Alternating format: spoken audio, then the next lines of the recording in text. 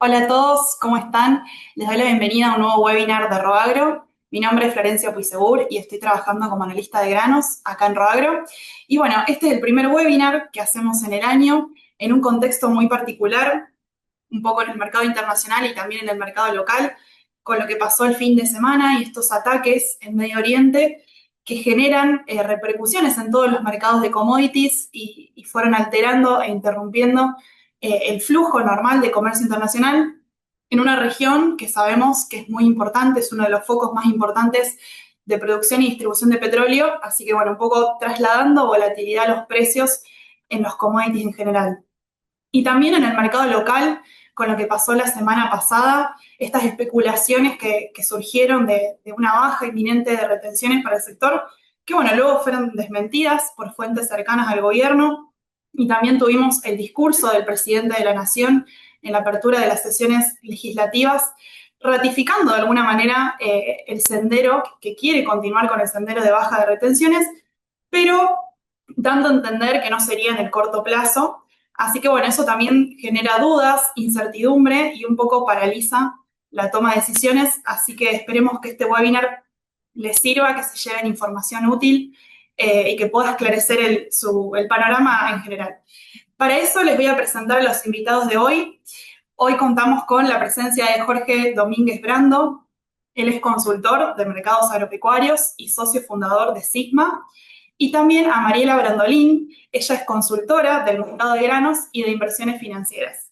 Así que es un lujo tenerlo a ambos en este primer webinar del año. Bueno, les cuento antes de empezar cómo va a ser un poco la dinámica. En primer lugar va a empezar Jorge, que nos va a comentar el panorama internacional del mercado de granos y hoy los factores que están cobrando más relevancia en la formación de precios en Chicago. Y luego Mariela va a desarrollar la dinámica local, qué está pasando en el mercado de granos a nivel local. Sobre todo, ya tenemos el comienzo de la campaña gruesa, ya se empezó a cosechar el maíz, luego va a venir la soja y un poco también el trigo, que tuvimos esta campaña una cosecha récord. El girasol también se encamina a ser récord y bueno, queda todavía por comercializarse bastante producción, así que un poco va a hablar de eso. Y luego al final les voy a contar algunas estrategias de cobertura de precio y de colocación de fondos que se pueden hacer a través de nuestra LIC, a través de Rodero Valores. Les recuerdo que a lo largo de todas las presentaciones pueden ir dejando en el chat consultas, preguntas y después las retomamos al final del webinar. Y también les vamos a dejar una encuesta para que hagan sobre el final, para darnos feedback para mejorar estos encuentros. Bueno, sin más, le doy paso a Jorge para que empiece. Bienvenido, Jorge.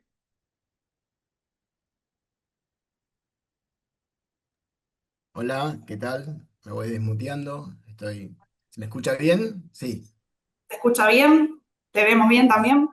Bueno, bueno, un gran saludo a todos. Un placer estar acá compartiendo con todo el grupo de Roagro y su gente y todos los invitados especiales esta apertura de estos webinars que espero que sean de mucha utilidad. Así que bueno, voy a tratar de no fallar y poder comentarles un poquito en 15, 20 minutos cómo viene el panorama internacional. Para eso voy a compartir una presentación. Em, a ver si se ve bien. Ahí está, ¿no? ¿Se ve bien? Sí. Sí, Jorge. Bueno, Perfecto. perfecto. Bueno, la agenda es la siguiente. Primero, unas generalidades sobre cómo el funcionamiento de la producción, el consumo, el comercio mundial. Y después vamos a ver bien la coyuntura 26-27, tratando de dar luz no solamente al resto del año, para lo que nos falta comercializar esta campaña, sino que podemos pensar de precios para la campaña que viene, pensando en los planes de siembra, ¿no? Entonces, me parece interesante mostrar que la explosión que tuvo la población mundial desde 1960 a ahora, la verdad que prácticamente multiplicó casi por 2,5, mientras que la producción de alimentos multiplicó por 3 desde el 1960 para acá. Y esto fue con un área sembrada que estuvo bastante estable entre 1.360 y 1.380 millones de hectáreas.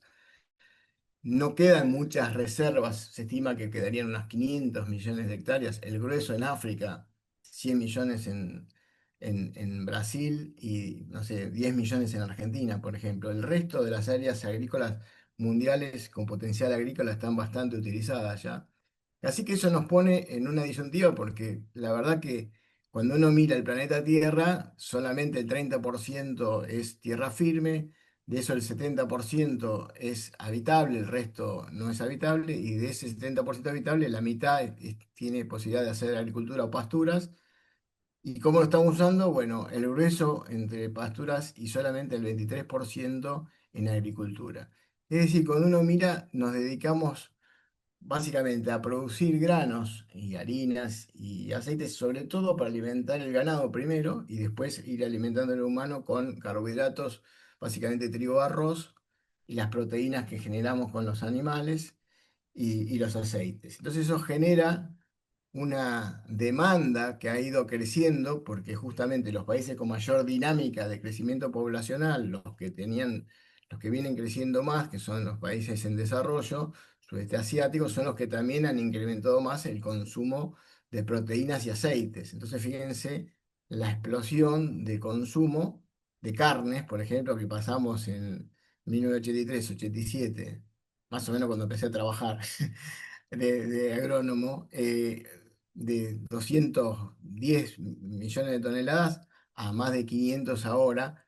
Fíjense qué interesante que la principal carne consumida en el mundo es la carne de pescado, tenemos que sumar los 124 más los 86, y cómo el pescado básicamente que se come es de acuacultura, o sea, encerrado, confinado, que demanda mucha harina de soja, por ejemplo. Eh, y fíjense que sumado los dos me da casi igual a la suma de aves y cerdos, que son las dos carnes principales, vacuno un poco más concentrado. Para producir esa carne hizo falta prácticamente casi duplicar la producción de granos y y de harinas proteicas, así que ha sido una demanda muy sostenida. Y también fue explosiva el consumo de aceites, ya les digo, por la dinámica poblacional de las zonas que más fueron incrementando el consumo per cápita, más el biodiesel que hoy se está llevando el 20% de la producción mundial, ¿no? Así que la dinámica de producción ha sido muy exigente y que, como les mostraba, con un área que está estancada, todo ese aumento de producción fue base de rendimientos. Rendimientos que la agronomía logró, pero que necesitamos que llueva. Entonces genera mucha volatilidad el nivel de producción más que el nivel de demanda. La demanda va creciendo a, a ritmo vegetativo de la población, ya se va desacelerando, pues estamos en consumos per cápita bien interesantes, pero bueno, se creó esta demanda agregada de los biocombustibles que también le puso una presión adicional a las áreas de siembra porque estamos produciendo aceites para hacer energía, ¿no?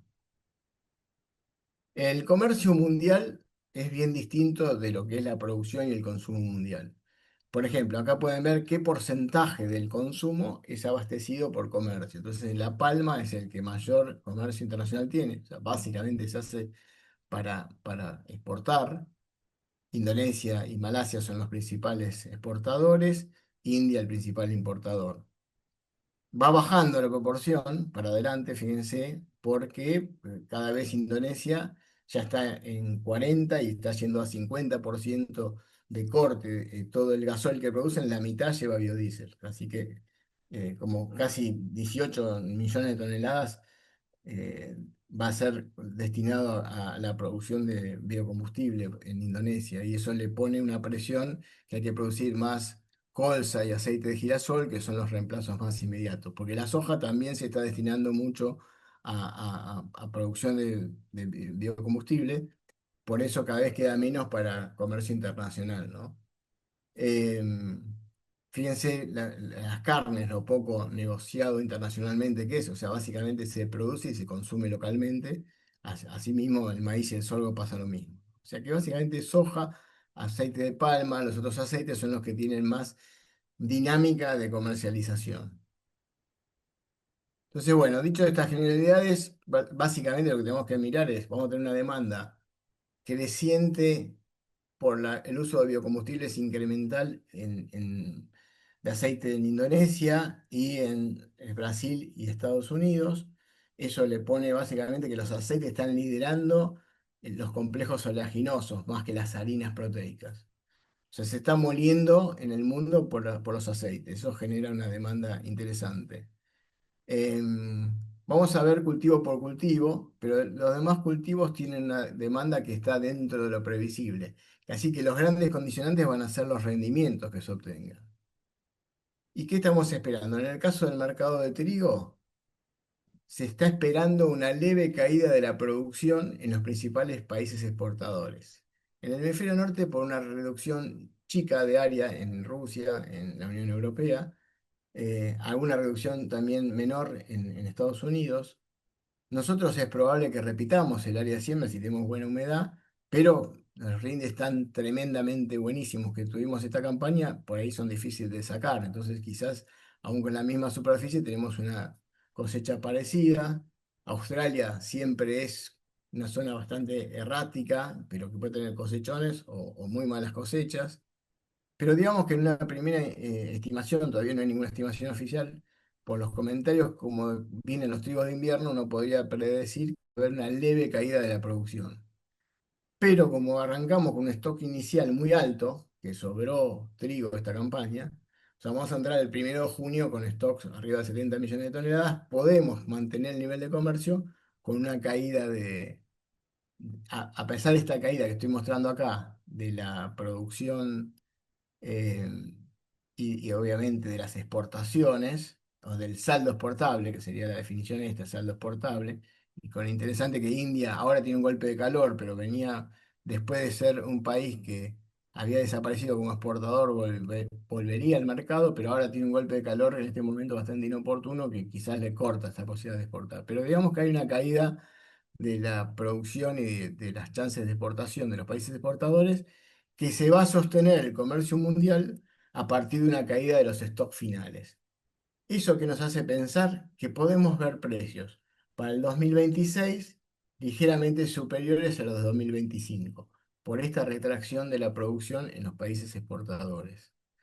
Si ven, esta es una serie de largo plazo, esto es el MATIF expresado en dólares por toneladas, no en euros, que es el mejor reflejo del mercado mundial. Hoy es el mercado de futuros de Francia, es mejor indicador o tiene mejor correlato porque tiene que competir en el contra el Mar Negro para ir al norte de África. Entonces es un buen indicador del mercado mundial.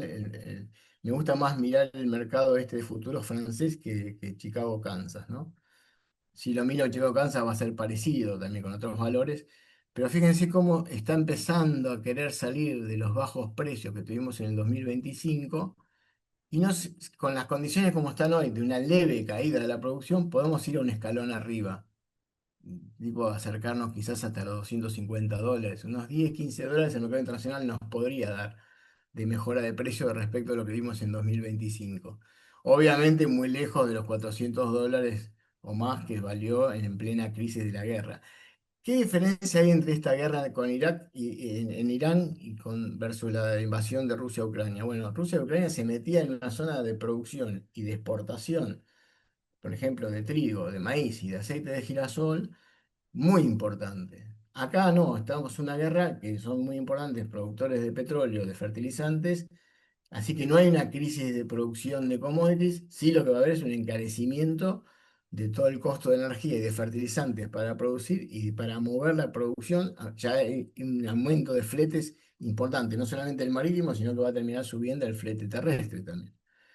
Entonces ahí es la gran diferencia con la guerra en Ucrania. Esta guerra en Irán trae una suba de costos, básicamente, y no trae mucha mejora de precio de los commodities agrícolas porque no se está afectando una zona relevante de producción. Más vale es una zona de demanda, que si se complica el tráfico, bueno, ahí como llegás a todos los países árabes y de toda esa región de Medio Oriente que es bastante demandante de granos, ¿no? Así que, en conclusión del trigo, precios expectativa mejor que el 2025. En el caso de maíz, la variante más relevante que hay es que manteniéndose una demanda para bioetanol de aproximadamente el 30% de la producción americana, así los americanos tienen que todos los años tener una producción muy interesante y así todo les puede quedar un saldo portable con todo el maíz doméstico que tienen para su gran producción de carnes, incluso con feedlot. Bueno, pero dado que les terminó sobrando stock esta campaña y que la soja está muy competitiva, se espera que el área de siembra en Estados Unidos caiga este año. Y entonces, aún obteniendo rindes de tendencia que son muy sólidos en Estados Unidos y crecientes, cosechan, viste, como 11.500 kilos promedio país, que es muchísimo, eh, contra los 7.000 de Argentina, digamos, ¿no? Entonces, eh, se espera que haya una caída de la producción de maíz, va a haber una reducción de los stocks. Esto va a competir con cosechas más altas que tenemos en Brasil y Argentina este año, que le pone un poco de presión adicional, digamos, a la situación ahora de acá hasta julio, pero también con una expectativa de caída de la producción del año que viene, bueno, frena un poco el impacto inicial de esta presión que estamos viendo en este momento, ¿no? Así que yo lo que me imagino es eh, una situación de precio internacional que puede sufrir un poco ahora con el ingreso de las cosechas de Sudamérica, pero que va a tener mucha volatilidad a partir en julio, porque el rinde que tiene que sacar de maíz es muy importante para no tener una caída grande de los stocks. Conclusión, precios parecidos o levemente superiores a los que vimos esta campaña, ¿no? ¿Ven? Se espera, esto es el Outlook, un Outlook Forum, es una proyección a 10 años, el mercado se focaliza en lo que ponen para el primer año, esto es un dato hecho en escritorio, viendo márgenes brutos, no es una encuesta que se está haciendo ahora, la encuesta y se va a publicar a fin de mes de cuánto es la intención de siembra, pero en principio caería unos 2 millones de hectáreas el área de maíz, y aún sacando un rinde que es exigente, ¿no? 11.500 kilos, bueno, vienen de varias campañas de estar entre 11.000 o ligeramente abajo de los 11.000, pero 11.500 kilos, digamos, es parecido al récord que tuvieron el año pasado. Con esos rindes tendrían una situación donde empiezan con 54 millones de stock y terminan con 46, exportando 5 millones menos que el año pasado. Em, Así que tienen que sacar o sacar este rinde si se empieza con esta caída de área, si se empieza a complicar el mes de julio, que es el momento donde definen los rendimientos, bueno, podemos tener una volatilidad alcista si eso ocurre. ¿Cómo estamos de precios? Esto es Chicago, primera posición mensual, también fíjense una serie larga, 174 dólares, digamos.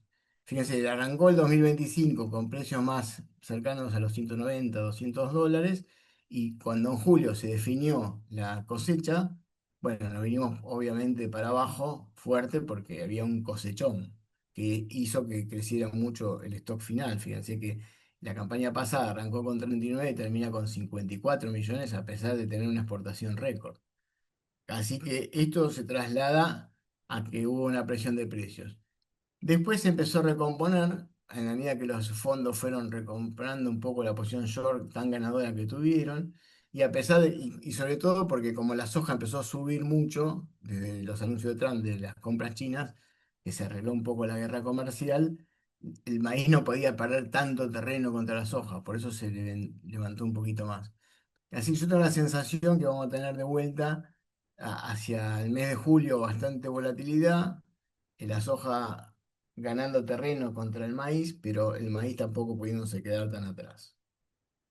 Y finalmente la soja, tenemos acá un incremento del área de Estados Unidos necesario para sostener el creciente nivel de molienda que tienen y una exportación que debería atender, si cumplen los tratados o las supuestas conversaciones que tuvieron Trump y Xi Jinping, de unos 25 millones de toneladas de exportaciones a China, que con el incremento de crash de molienda que va a haber, exige que no se exporte mucho a otros destinos. O sea, queda un balance ajustado de soja aún creciendo el área.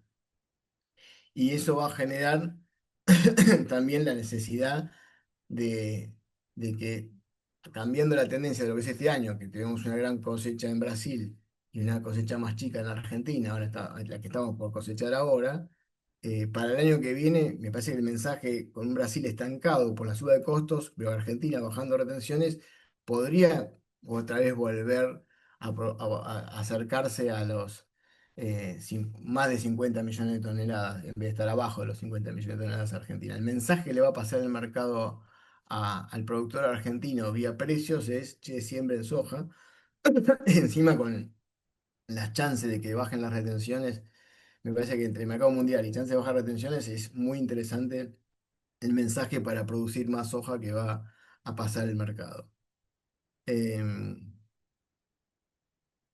entonces, lo que podríamos ver es que primero, crítico, fin de mes, se va a publicar por encuesta cuánto es esta variación. Si se cumple estos 3,8 millones de acres más con esta caída de 4,8. Fíjense que el área total la están previendo bajando por los costos de producción en Estados Unidos. Bueno, la primera cosa que vamos a definir es si se cumple o no la expansión de área de soja y la reducción tan fuerte de maíz. Aún bajando la producción creciendo de 32,9 millones de hectáreas a 34,4, el área de soja norteamericana y sacando un rinde que está prácticamente en los máximos, para atender esta molienda incremental y esta necesidad de exportar un poquito más, porque China le va a comprar más, pero van a tener que venderle menos a otros destinos, bueno, terminan con los mismos stocks. O sea que es muy exigente. Aún subiendo el área, tienen que sacar este rinde para poder abastecer toda esta demanda. O sea, el panorama es alcista y que va a depender mucho y va a tener un mercado climático muy, muy, muy eh, volátil, expectante de que haya buenas lluvias, no solamente en julio, sino en agosto, que es cuando se definen más las hojas. Así que en definitiva uno ve que las expectativas de precio puede ser por encima del 2026, creo que estaba mal escrita la frase, yo quise decir, la- eh, los precios del 2025 venían muy deprimidos, obviamente por encima de los que fueron los lows del 16, 17, 18, que fueron pésimos, por lo que le tocó a Macri. Pero con lo de Trump y se arregló la guerra comercial y que acá volvió a decir, che, no, no van a ser 12, van a ser 20 millones, digamos que lo subió, hizo subir $60, de 3,70 a 4,30. Yo creo que estos precios, con la volatilidad del aceite por el petróleo más alta, están para quedarse. Hay algún riesgo de pequeñas correcciones, pero el nivel de precios, por ahí podemos bajar de 430 a 400, si se arregla y baja el petróleo y baja el aceite, que está volando por precios muy altos del aceite históricamente. Ahora, por otro lado, si la guerra sigue y tenemos el petróleo en 100, bueno, vamos a ir a buscar el aceite mucho más arriba. En concreto, trigo, maíz, soja, precios por lo menos iguales o un poquito mejores que los que vimos en el 2025, sobre todo en soja, sobre todo maíz y un poco en trigo. Así que desde el panorama internacional, y ya voy dejándole el paso a Mariela, eh, me parece que el mensaje es bastante positivo de precios que van a tener volatilidad, que hay que aprovechar en el mes de julio sobre todo y bueno, y digamos que no hay una amenaza inmediata. A mí siempre me toca contar estos mercados, ¿no? O sea, fíjense, del 2022 hasta acá todo lo que hemos perdido de precios, de los $600 a a los 370. Pero básicamente les diría eso, que el mensaje que nos pasa al mercado internacional es, che, vayan comercializando, aprovechando oportunidades, pero no hay un riesgo fuerte de baja. Y también los va a incentivar con los precios que van a ver a sembrar bastante el año que viene. Bueno, hasta ahí llegué. Florcita, te dejo.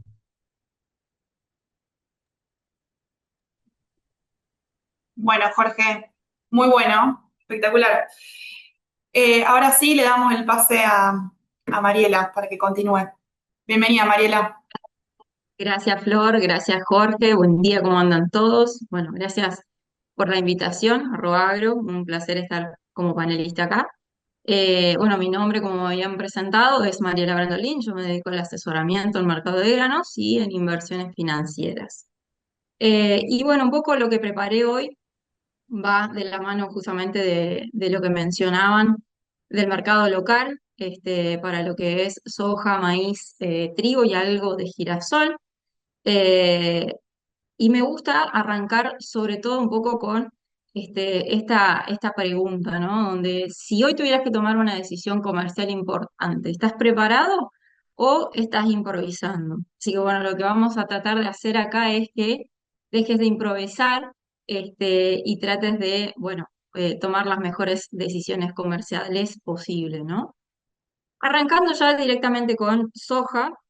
Y acá hago dos comentarios muy breves del mercado internacional, porque ya muy bien se explayó Jorge. Básicamente, bueno, tenemos una soja en general en Chicago que prácticamente no para de subir.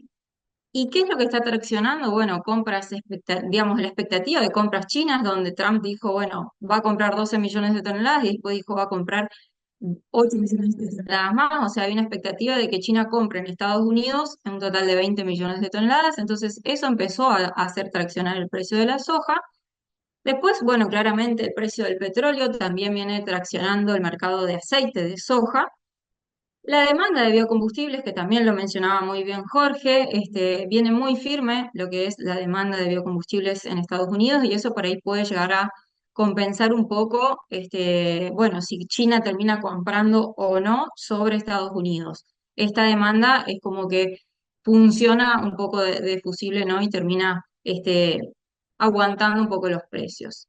Y por supuesto los fondos especulativos que siempre están, actuando de fondo y generando oportunidades o no en términos de precios, ¿no? Así que eso es un poco por el lado, de Chicago más que nada. Ahora, cuando miramos qué vino pasando en Sudamérica con los precios, básicamente vemos que Chicago vino subiendo, pero Sudamérica prácticamente no copió eso. Vamos al capítulo de Brasil, cómo viene desde lo productivo. Brasil, está avanzando con su cosecha, ¿no?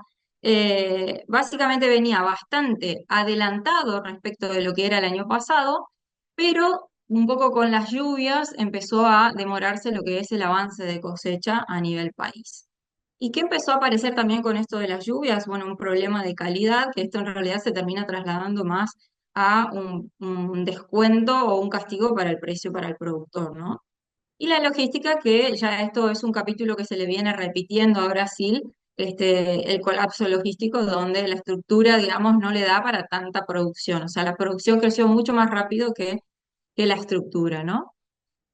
Ahora, yo me pregunto hasta cuándo vamos a tener un Brasil que viene, digamos, un poco frenado en términos de precios. O sea, lo que veníamos anticipando era que el ingreso de la cosecha de Brasil podía generar fuerte baja a nivel internacional en el precio. Eso un poco no se vino dando por esta complicación logística y demás, demora de cosecha, pero acá hay que tener presente que la mayor exportación, digamos, de soja de poroto de Brasil se da a partir de marzo, abril, mayo, incluso hasta junio. Entonces, ojo ahí que no lleguemos a tener, digamos, por ese lado una presión, para el precio, porque no nos olvidemos que son 180 millones de toneladas que tienen que volcarse al mercado internacional. Em, el USDA venía como lento en poner 180 millones de toneladas para Brasil, hasta que en un momento dijo, bueno, efectivamente, Brasil va a tener 180 millones de toneladas y, eso lo publicó en el último USDA. Así que peligro, digamos, un poco contra esto que está pasando en Brasil y esta producción que puede volcarse al mercado en el corto plazo, ¿no? Ahora, mirando un poco, la soja a nivel local. Como decía, no se viene trasladando lo que es la suba de Chicago a nivel Sudamérica y lo que estamos viendo es una pizarra, digamos, que viene bajando. Y el gráfico que muestra un poco el precio de la pizarra contra la soja mayo. Entonces, acá yo ya desde enero venía diciendo, che, vendamos la soja vieja porque tenés un riesgo del ingreso de cosecha de Brasil, pero a su vez tenés un riesgo de que te empalme la cosecha vieja contra la cosecha nueva, que tenía $25 de plus. Entonces, bueno, eso vino pasando, el precio de la soja nueva vino buscando un poco el precio de perdón, el precio de la soja vieja vino buscando el precio de la soja nueva, pero En un momento, digamos, hubo una sorpresa acá donde también terminó subiendo la soja mayo, ¿no? Que por lo general esto no suele pasar y lo que pasa es que la soja vieja sigue bajando hasta empalmar con el precio de la nueva. Acá pasó algo raro que es, bueno, la soja nueva terminó subiendo, hablando siempre de la soja mayo, y esto básicamente es por expectativa de bajas retenciones. Ahora vamos a hablar un poquito de la mayo, pero siguiendo en línea de, digamos, un poco lo que es la soja vieja, hay que tener en cuenta que ya la industria perdió un poco el interés por la soja. Este es el gráfico que muestra la capacidad de pago contra lo que valía la pizarra. Entonces, acá, este pico que se ve acá es en las retenciones 0 de septiembre, y después vemos que la soja quedó como bastante inflada, con un valor más alto de lo que en realidad podían pagar, de acuerdo a los números de la industria, y eso era porque, bueno, todavía quedaban compras pendientes de hacer con las DJs que se habían presentado. Bueno, y acá este último tiempo nos demuestra que ya prácticamente la industria, digamos, está pagando lo que es el precio, ¿no? Contra la pizarra, básicamente porque perdió un poco justamente ese interés. Ahora, ¿qué hacer con la soja disponible? Donde ya no tengo prácticamente premio, tengo un pequeño premio de la soja vieja contra la soja nueva, hablando de la soja mayo, y yo no vendería, pero ojo, no vendería hasta la semana que viene, donde podemos llegar a ver, de esperar a ver si hay algún anuncio efectivamente con baja de retenciones o no. Lo estábamos esperando también algo para el domingo, porque se venía, digamos, hablando de que podía llegar a haber algo, algún anuncio el domingo. Bueno, eso no pasó. Entonces me parece que lo próximo que queda es esperar qué es lo que puede pasar con algún posible anuncio para Expo Rural, ¿no? La Expo Agro de la semana que viene. Digamos, de no haber anuncio, digamos, me parece que es como para terminar de vender si es que tenía soja pendiente de venta todavía de la campaña vieja. Ahora, yendo a la campaña nueva, hablando netamente de la soja mayo, acá es donde vemos este gráfico que yo compartía con clientes, mostrando, bueno, que la soja, la semana pasada, la soja mayo terminó subiendo $10 y bajando esos $10 prácticamente en cuestión de días por esta expectativa de bajar retenciones. Ahora, más allá de lo que pasó, está bueno preguntarnos o mirar dónde estamos justamente para adelante. Y acá lo que vemos es que la soja mayo está, digamos, como parecería como una especie de techo que no puede por ahora superar demasiado esos $325. Y el otro gráfico que me gusta mucho mostrarle a los productores es, bueno, ¿dónde estábamos hoy? Usted está aquí, ¿no? Estamos en torno a $325 cuando el año pasado, a esta altura, estábamos por debajo de $300 y el promedio histórico para esta época también está en torno a 295, $300. Entonces, acá lo que yo veo es que si no hay una baja de retenciones, en el corto plazo podemos llegar a tener un peligro de presión de cosecha y para eso me gusta mostrar este gráfico donde veo claramente la presión de cosecha en todos los productos en el último tiempo, ¿no? Esto fue la soja en la campaña pasada, donde llegó a valer $250 por presión de cosecha. Esto es el trigo, que llegó a valer $160 en presión de cosecha. Esto es el girasol, que llegó a valer $308 en presión de cosecha. Y actualmente tenemos el maíz en $170 también por presión de cosecha. Entonces, conclusión, digamos, la presión de cosecha se viene cumpliendo a rajatabla, es decir, el cupo te lo hacen valer, así que está bueno ir anticipándose. Entonces, yo no puedo adivinar, digamos, qué va a pasar la semana que viene, si va a haber o no una baja de retenciones. Entonces, mientras tanto, pienso en estrategias que seguramente ahora Flor también va a profundizar en esto, pero cortito menciono que si yo tenía ventas hechas de forward de soja mayo, por ejemplo, está bueno para pensar ahora en la compra de un call sobre julio o sobre noviembre, por si de repente llega a subir la soja por baja de retenciones.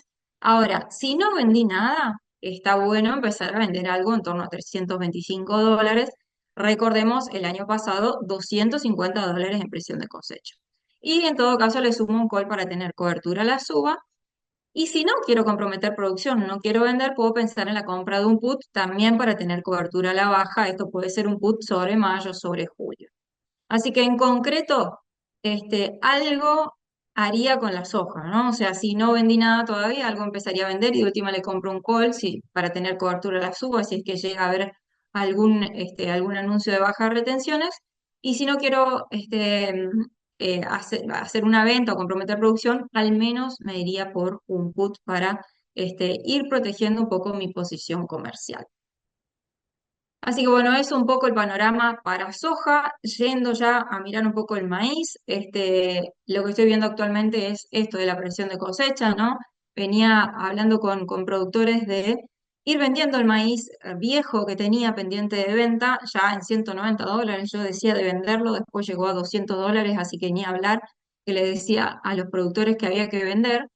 Y bueno, actualmente estamos con un precio de $170. Acá la pregunta es si puede perforar esos $170, y la respuesta es que sí. Tuvimos el año antepasado un precio que llegó a $160, así que no parecería descabellado, digamos, caer $10 más, y si es que seguimos un poco con esto de gran cantidad de camiones de maíz en los puertos.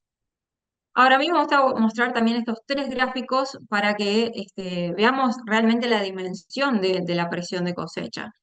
Esta es la comparación de la pizarra del maíz en negro contra el precio del maíz futuro en gris, abril, ¿no? Entonces venía con un precio muy bueno el maíz viejo, podríamos decir, que venía buscando empalmar contra el precio nuevo, que es el maíz abril. Sin embargo, lo que vemos ahora es un mercado que prácticamente se puso en carry, es decir, de valer más el disponible que la posición futura, está valiendo menos. Entonces, esto es claramente el mercado que te está demostrando que está habiendo mucha oferta y te está premiando por un precio de maíz para el mes que viene, ¿no? Entonces, hay un premio ahí que en todo caso podría aprovechar. Eh, el otro gráfico que me gusta mostrar para ver la presión de cosecha es esto, ¿no? La capacidad de pago del exportador sigue estando en torno a $180.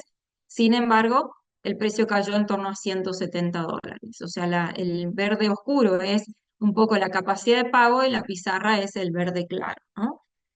Y por último, me gusta también mostrar este gráfico que nos dice, bueno, que el exportador en realidad está muy comprado, con compras a precio justamente, y muy poco vendido. Si bien este número ahora actual es más en torno a 3 millones de toneladas, las DJs que tienen presentada la exportación, pero de todos modos es un valor que, digamos, está muy alto las compras respecto de las ventas. Entonces, no tienen apuro por salir a comprar. Y eso es un poco también lo que se está reflejando en el precio que estamos teniendo actualmente.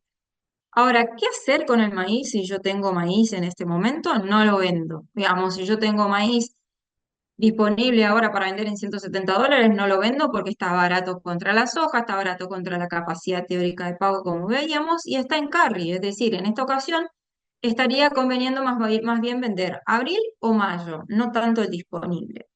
Pero ojo, si yo de repente necesito vender en el corto plazo y no vendí, digamos, no me anticipé, ojo que puede llegar a valer $160, ¿no? Así que ahí tenemos un peligro que en todo caso tendríamos que anticipar. Si no tengo necesidad de vender, apuntaría a vender abril o julio y no el disponible. Ahora, la presión de cosecha al parecer se dio sobre el...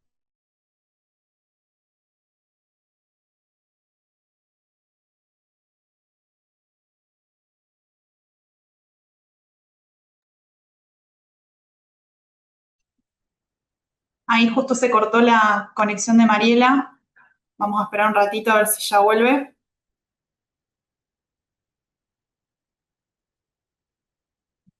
Ahora ya retomamos.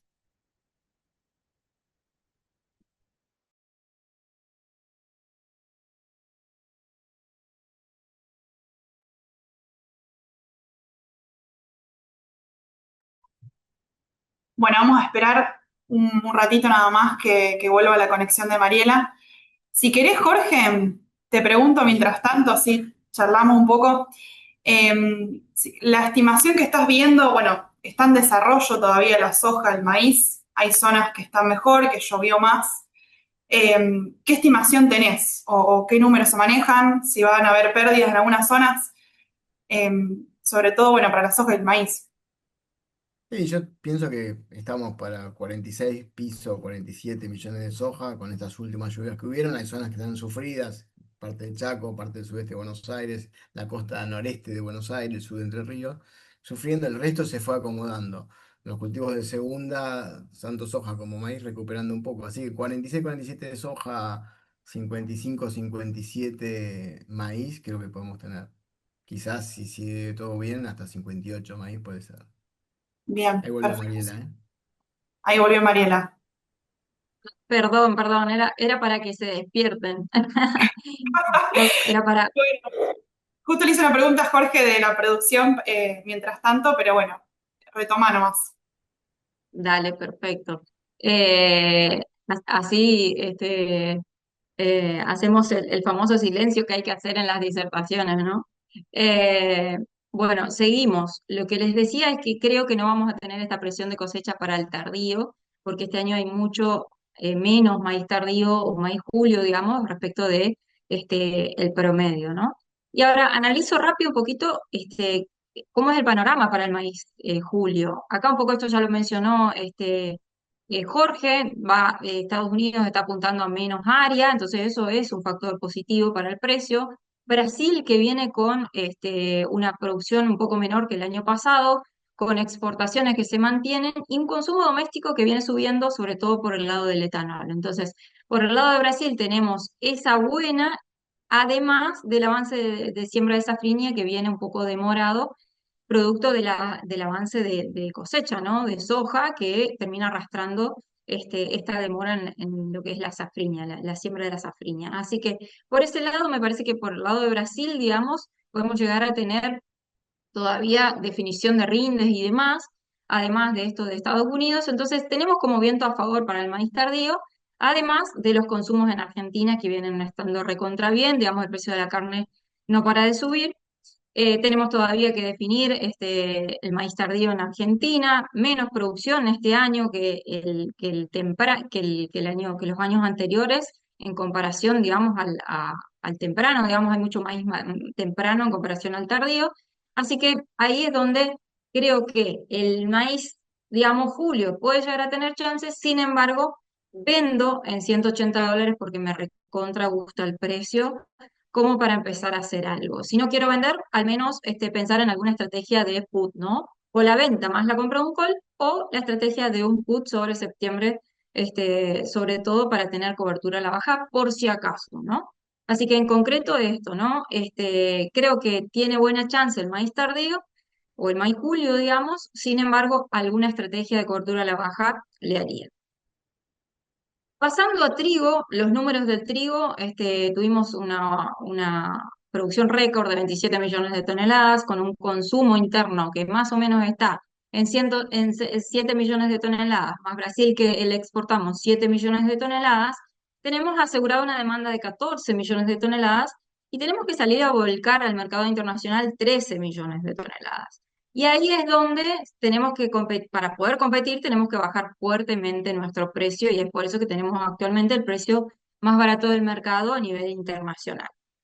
Ahora, estacionalmente el trigo en Argentina suele subir a partir de marzo, abril, mayo, con lo que es el hemisferio norte también, que tiene la definición de rindes, que algo también mencionaba Jorge. Sin embargo, habrá que ver si este año hay motivos para que el precio del trigo termine subiendo, porque tenemos mucho trigo todavía pendiente de venta a nivel local. O sea, tenemos prácticamente 15 millones de toneladas, que es como si sería una cosecha normal a nivel Argentina, ¿no? Entonces, no hay que descuidar eso en términos de, bueno, puede llegar a subir a nivel internacional, pero no sé cuánto se nos va a trasladar a nivel local. Entonces, ahí es cuando yo miro, bueno, cuánto vale la pizarra contra el precio de el trigo julio, por ejemplo, y lo veo en $200 al trigo julio. Y ahí es donde digo, bueno, el trigo está en $200, está bueno para venderlo porque me da una tasa anual en dólares de prácticamente 30% contra el disponible. Entonces puedo pensar en todo caso en la venta del trigo julio en torno a $200 y de última le compro un call. Pero algo para de estrategia, digamos, para el trigo haría eh, o en su efecto, digamos, vender trigo disponible y ponerlo a tasa, alguna estrategia, pero me gusta mucho más para vender julio porque me está dando una tasa realmente muy alta cuando la mido en dólares. Así que en concreto para el trigo, digamos, me parece que puede llegar a venir alguna chance para lo que es marzo, abril, mayo, sobre todo por hemisferio norte. Sin embargo, a nivel local tenemos mucho trigo todavía pendiente de venta, así que no sé cuánto podemos llegar a traccionar. Yendo por último al girasol, el aceite de girasol viene muy firme. Cuando miro la capacidad de pago de la industria, me da más en torno a $430 contra una pizarra de $380, es decir, por ahí me están pagando bastante menos de lo que podríamos decir. Y cuando miro la estacionalidad, digamos, de la pizarra de girasol, puedo decir que suele ser estacionalmente alcista en los meses de abril, mayo, julio, ¿no? Entonces, yo venía diciendo por ahí no vender el girasol por tres motivos. Porque el aceite de girasol viene firme, porque la capacidad de pago está mucho más arriba de lo que me están pagando, y porque el mercado estaba muy en carry, es decir, los precios del futuro valían $400 cuando la pizarra valía $380. Ahora, ese carry se empezó a achicar un poco, de 380 ya lo empezaron a pagar al futuro en torno a 380, de 400 a $380, y solo quedó creo que julio, agosto, por allá, más o menos en torno a $390. En concreto, lo que veo es que se achicó el diferencial del futuro contra el disponible, eso ya me da un poco de duda, y a su vez vamos a tener la presión de cosecha de todo lo que es la cosecha del sur. Entonces, ahí es donde digo, ojo, que si yo tengo mucho girasol pendiente de venta, algo iría vendiendo y me quedaría con un remanente, digamos, para el momento de junio, julio, para ver si hay alguna chance.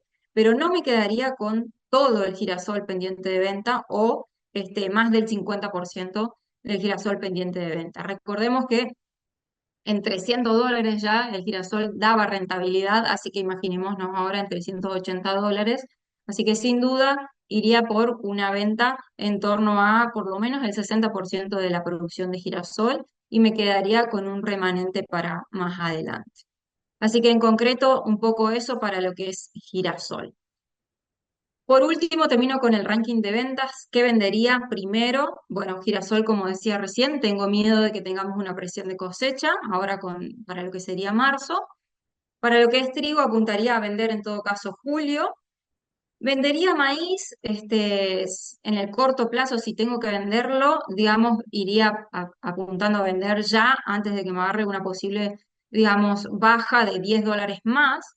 Y por último, vendería la soja, no porque sea la mejor en términos de relación contra los otros productos, pero sí con esta expectativa de que puede llegar a haber alguna baja de retenciones. Entonces, la esperaría hasta la semana que viene a ver qué termina pasando un poco con si hay anuncios efectivamente o no. Así que ese sería un poco el ranking, con eso termino. Y también termino con esta frase, que el problema por ahí no es la volatilidad, sino el problema termina siendo no tener estrategia. Así que por eso me parece fundamental hoy en día apuntar a estrategias. Me parece que el productor o el que apunta a hacer estrategias es el que va a pasar al frente, ¿no? Así que bueno, muchas gracias y con esto un poco termino la presentación. Bueno, Mariela, muchas gracias. Muy buenas las dos presentaciones. Ahora les voy a compartir lo que armamos de estrategias. Ahí me dicen si se está viendo. Sí, Bien, perfecto. así hacemos un repaso rápido, retomando un poco lo que ya dijo Jorge, lo que ya dijo Mariela. En primer lugar, coberturas de precio que pueden hacer en el mercado A3, venta de futuros y opciones, que no implican la entrega física de mercadería.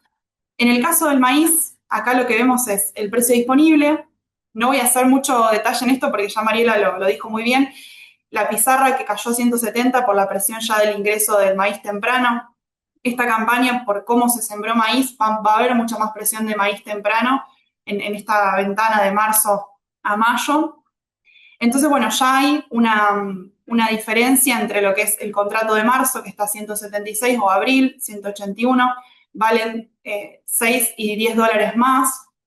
Entonces, aprovechar y tomar estos valores de venta antes que los precios converjan y que se generalice la cosecha de maíz.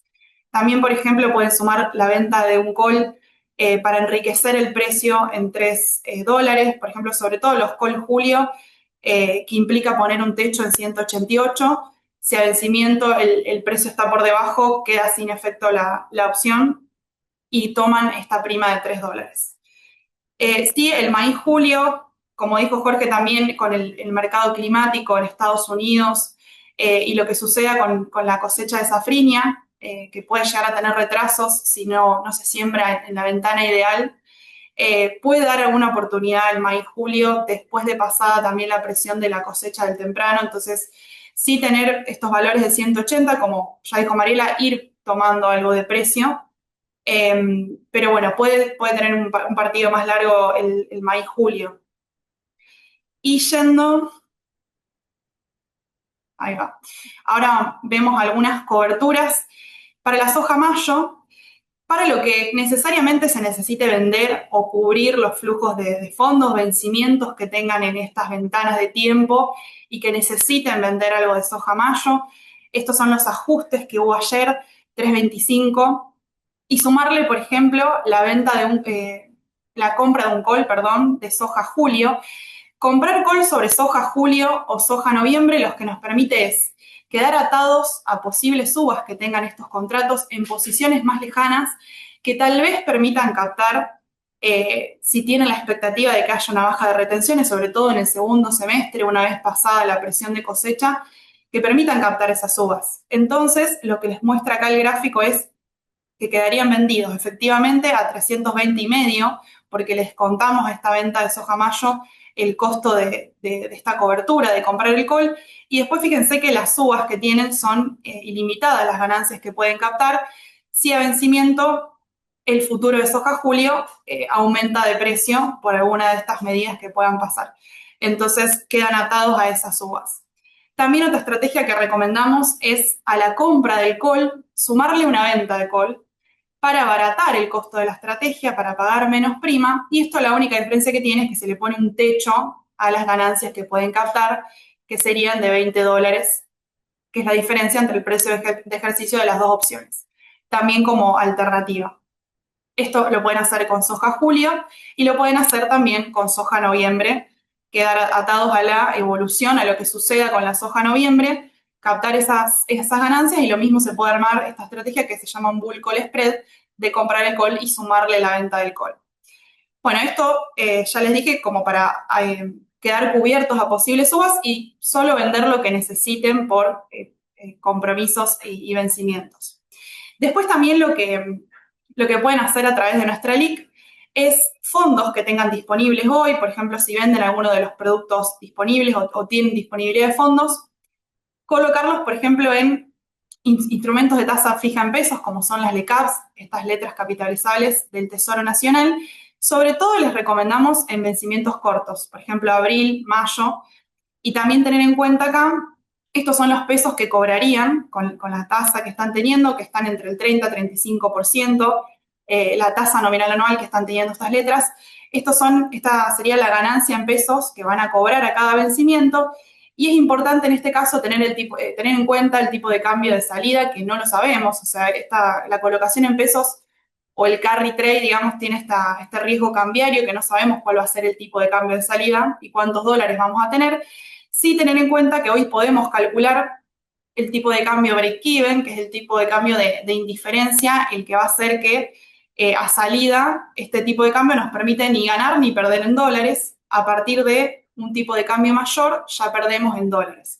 Entonces también compararlo con cómo está cotizando el dólar futuro a esos mismos vencimientos, para saber si ese tipo de cambio está más alto o más bajo que lo que el mercado está especulando que va a hacer con el dólar a futuro. Y por último, alternativas de dolarización de fondos con instrumentos Dollar Link, que son instrumentos que hay varios, por ejemplo, bonos soberanos, como este que vence en abril, sintéticos dólar link que se pueden armar con lo que les mostré antes, la compra de un instrumento de tasa fija en pesos y sumarle la compra del futuro de dólar, entonces ya cubren el dólar de salida y les da una tasa de interés que cuanto más chica sea la tasa de devaluación que tiene implícito ese dólar, ese futuro de dólar, va a ser mejor esta tasa dólar link, entonces quedan atados a la evolución del tipo de cambio oficial y también, por ejemplo, para vencimientos más largos, pagarés avalados. Esto lo pueden calzar con vencimientos que tengan que pagar y lo importante es que se mantienen dolarizados a tipo de cambio oficial porque a vencimiento esto paga, se especifica por el tipo de cambio oficial de ese momento y a su vez les permite generar rendimiento en dólares. Entonces, por ejemplo, acá si venden alguno de los productos disponibles, cuántos dólares tienen hoy y cuántos dólares les permite incrementar estos instrumentos, valor que después se va a especificar a vencimiento por el tipo de cambio oficial de ese momento. Así que bueno, un pantallazo de cómo están las tasas hoy eh, y lo que pueden hacer de acuerdo a las necesidades que tengan y los vencimientos también, las fechas a las que necesiten dolarizarse o colocar fondos. Esto lo pueden consultar con nuestros asesores comerciales para que especifiquen mejor de acuerdo a sus objetivos. Pero bueno, un pantallazo de lo que se puede hacer. Bueno, creo que voy a dejar de compartir.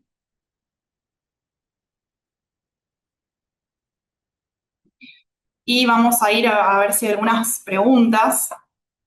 A ver.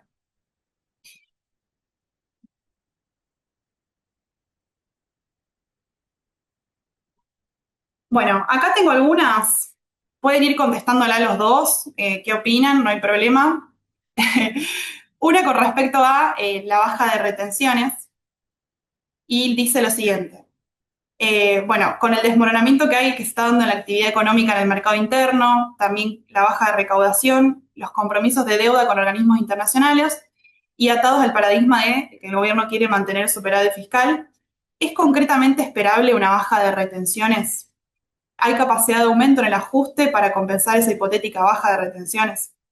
Eso como primera pregunta que, bueno, apunta un poco al objetivo también del gobierno de mantener las cuentas fiscales en orden. Bueno, voy primero. A mí, si hay algo que no me sorprende, es una decisión de este tipo del gobierno, porque llegó a poner retención cero de un día para el otro sin que nadie lo anticipe. Retención cero, más allá después podemos discutir el tema de que viste, el exportador, los dólares y demás, pero retención cero, lo tuvimos sin mucha vuelta, sin demasiado filtro, o sea, no se había filtrado esa información, así que yo dudas, digamos, no tengo demasiado de que si de la noche a la mañana se les ocurre sacar las retenciones, las sacan. Ahora sí estoy con algo de duda de que haya algún anuncio la semana que viene. Se venía especulando con la semana que viene, después se venía especulando con el domingo pasado, no hubo nada.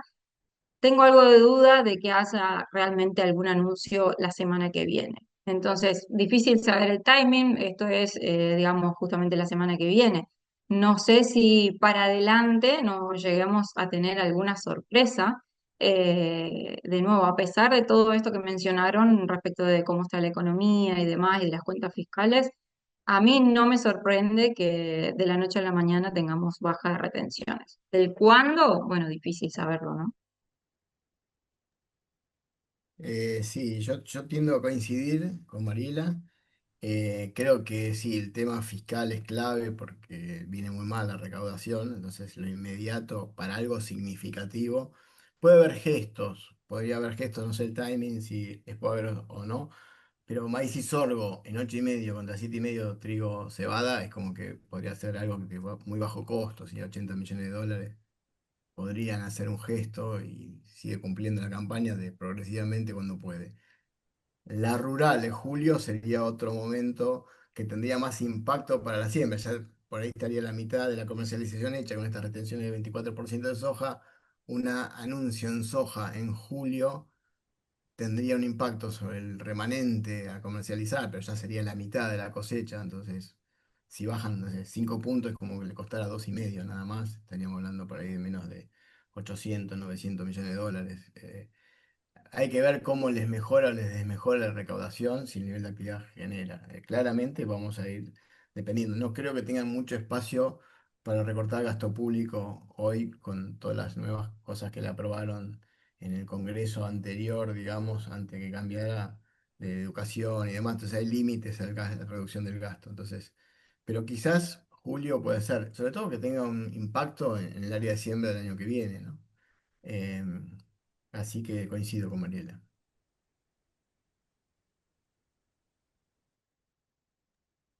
Bueno, y en relación a eso también justo hay otra pregunta. Si ven factible que se vuelva a repetir el área de siembra de trigo 25-26 para la campaña siguiente, la nueva de este año, 26-27. Dale, Mariela, primero las damas.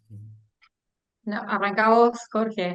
Bueno, bueno, ahí yo tengo la idea de que si con las condiciones de humedad que podemos llegar, si realmente tenemos un niño y marzo, abril empieza a llover un poco más, la indicación de precio va a ser muy atractiva, porque ya está en 208, 209, 204, 205, fluctuando ahí. Tenemos que mirar mucho el matiz diciembre, que tiene un potencial de suba adicional. Se está deteriorando un poco la situación del trigo francés, trigo ruso puede tener sus elementos. Yo creo que está dado las condiciones como para tener precios de siembra parecidos a los que sembrábamos este año, que era 210, por ejemplo, ahí en abril. Después se cayó un poco. Así que la indicación de mercado va a estar como para que se siembre. Y si encima hacemos trigo soja, y soja ya estamos viendo 340, puede ser 350 el precio para mayo o más, ¿viste? El año que viene, si bajan las retenciones, la verdad que me parece que el trigo soja va a ser para la zona núcleo muy atractivo. Coincido, Jorge, bastante con eso, sobre todo con esto último que mencionabas, la relación trigo-soja. O sea, si venimos con la expectativa de una baja de retenciones que impacte mucho más en soja, con buenos precios para soja, me parece que sí va a dar como para tener buena área de trigo. Y el precio, tal cual como decís, 200, ya ayer hizo $208 el trigo de diciembre, me parece que empieza a llamar bastante la atención. Ni hablar si lo llegamos a tener en torno a $220, que fue prácticamente el precio con el cual se sembró la campaña pasada. Así que sí, yo coincido en que se va a repetir bastante el área. No así, no sé, me parece los rindes fueron excepcionales, así que eso me parece que ya va a estar difícil de poder repetir, ¿no? Sí, sí. Más con el tema del niño, que supuestamente tendría que llover bastante fuerte en lo que es julio, que termina siendo más un problema que un beneficio, ¿no? Sí, sí, coincido. Por ahí yo tengo la idea de 22, 24 millones, puede ser con la misma área y rindes más normales, digamos. Normales buenos. Sí. Bueno, genial.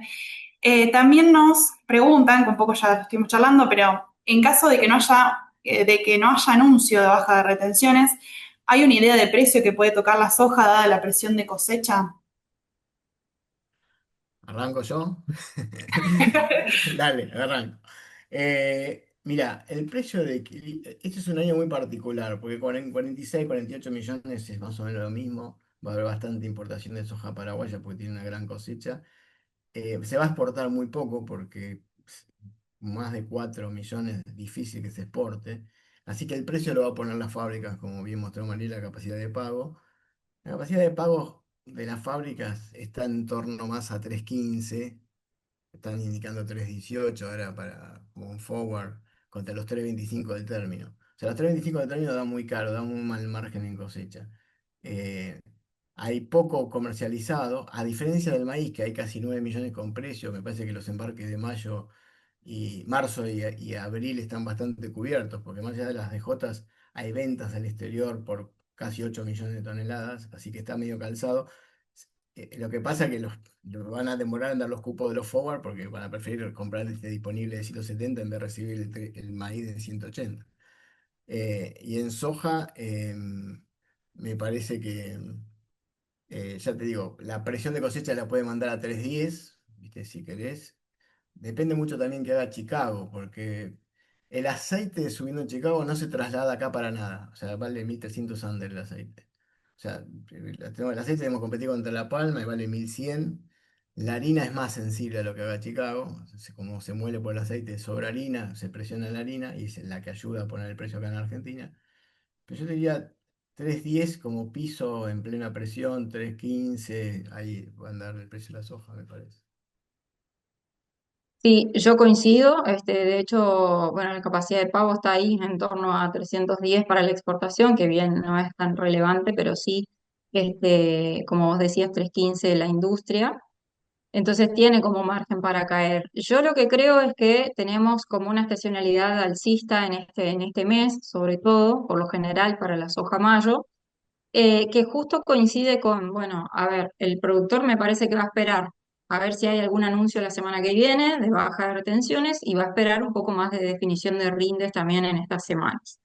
Pasado eso, habrá que ver si efectivamente acelera un poco las ventas. Para lo que es baja de retenciones, en realidad se produce el efecto contrario. O sea, cuando hay más expectativa de baja de retenciones hay, menos venta hace el productor, ¿no? Pero me parece que en general el productor va a ir viendo un poco esto, ¿no? A ver si hay algún anuncio la semana que viene y definición de rindes. En adelante hay que ver si ahí ajusta un poco más y vende un poco más agresivo. El problema termina siendo si no llega a cosecha tan vendido, que es un poco lo que viene pasando en general. Con el gráfico ese que mostré de todas las presiones de cosecha que venimos teniendo. O sea, el exportador juega un poco con esto del valor del cupo, ¿no? Ante una buena cosecha y un buen ingreso de camiones, por lo menos por una semana o unos días hace valer el cupo y te baja el precio. Así que me parece que en concreto $310 no es para nada descabellado que termine valiendo las hojas si es que no tenemos ningún anuncio, ¿no? De baja de retención. Sí. Bueno, y ahí, bueno, hacían un comentario de no descartar ante un apretón que hagan similar a lo que pasó el año pasado de sacar retenciones por 3 meses. Que bueno, fue una medida media momentánea que necesitaban esos dólares. No sé cómo ven eso, si el gobierno va a querer ordenar esa baja en el esquema de retenciones o si puede recurrir a este recurso como ya lo hizo el año pasado y que quedó un poco eso marcado en todo el sector. Eh, ¿Qué opinan sobre ese tema? Arranco yo esta vez, así nos vamos turnando, Jorge. Dale. Yo creo que fue bastante criticado el gobierno cuando se puso esto de la baja de retenciones temporal, ni hablar cuando fue la retención cero por 3 días, más allá de que hubo baja de retenciones cero, o sea, fue, digamos, muy cortito. Así que yo creo que con un poco la crítica que tuvo en general el gobierno en ese sentido, ya la próxima baja de retenciones que se venga, creo que viene para ser permanente. Quizás hagan, como decía Jorge, un gesto de pocos puntos para ir sumando baja, pero no creo en lo personal creo que no va a volver a hacer esto de temporal, porque no cayó muy bien en general. Tendría que ser algo permanente ya. Sí, sí, yo coincido. Me parece que fue un manotazo de ahogado en el momento en que estaban 5.000 palos. Lo único que se lo puede traer de un día para el otro son los exportadores que ingresan esas prefinanciaciones de exportaciones. Y bueno, por eso duró 3 días, porque había que traer los dólares a los 3 días de la DJ. Entonces duró lo que duró, porque no te podías quedar afuera. Si eras un exportador, era un tema de market share, o sea, era la capacidad de conseguir financieramente en el exterior líneas para traer los dólares rápido y eso te aseguraba tener una cuota que de hecho los que más dólares lograron traer fueron los que más lograron declarar con DJ0, que no fue proporcional a la capacidad de molinda que tienen cada uno. No creo que se repita, tampoco.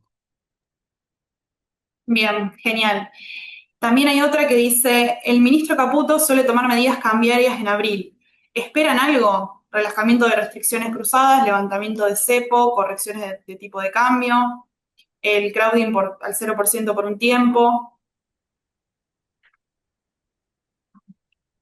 No sé, ahí yo te diría que me parece que tienen una política, esta la de bandas, que no la van a cambiar. Lo único que podrían hacer es si se les fuera muy abajo, porque la verdad que viene la liquidación de dólares muy buena enero, muy floja febrero. Yo creo que a marzo, abril va a ser furiosa porque hay que pagar, digamos, soja, maíz, pagar retenciones, que viste, no hay prácticamente nada declarado de harina ni de aceite para campaña nueva, muy poco, ¿entendés? Entonces va a haber que no solamente traer para pagar el FAS al productor, sino traer para pagar las retenciones de soja que son altas. Entonces, yo creo que el flujo de dólares va a ser intenso. Entonces, si se les fuera muy abajo, más allá de que están con la política esta de comprar, podrían, no sé, liberar algo como para que los privados, no, mejor dicho, las empresas puedan empezar a comprar algo en el MULC, ¿no? Es la única que se me ocurre. Sí, yo Sí, opino lo mismo. Sí, sí, sí, sí, Flor. Mariela. No, no, que iba en esa misma línea. Me parece que tendríamos que tener un buen ingreso de dólares. Tenemos BJ de maíz, sobre todo, digamos, muy bajas en comparación a las compras que ya tienen hechas. Entonces eso hay que, digamos, calzar. Así que el ingreso de dólares se supone que tendría que ser bueno. Así que yo no veo que haya, digamos, cambios relevantes en el corto plazo, salvo que algo se empiece a complicar y se empiece a mover, ¿no? Respecto de cómo estamos actualmente.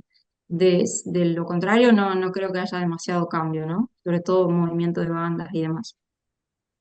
Y de hecho se apreció mucho el dólar de vuelta con esto de la guerra. Hay refugio otra vez en Estados Unidos. Digamos que el dólar se pegó una subidita, el real que venía muy sobrevaluado y el yuan pegaron un rebote, digamos, de devaluación.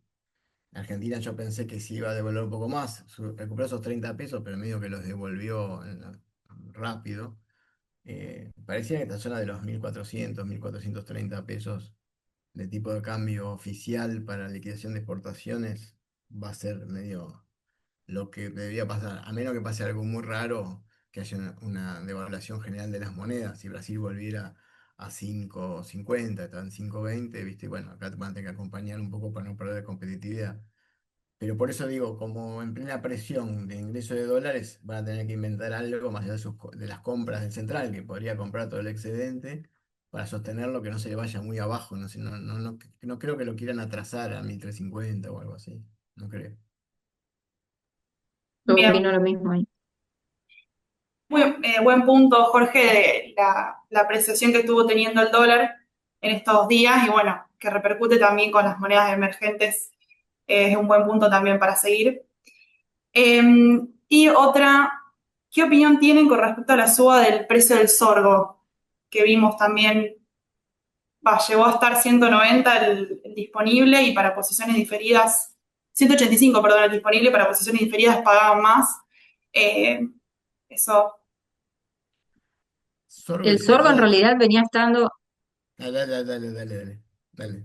No, cortito nomás, lo mío. El sorgo en realidad, la pizarra venía estando más en torno a $170 cuando te estaban pagando 190 el forward. O sea, ahí ya había un diferencial muy grande. Y ahora que están en torno a los $200, seguramente tiene que estar alguna compra que tiene que estar haciendo algún exportador. Lo raro, que a mí me llama mucho la atención, es que no hay DJs presentadas para el sorgo.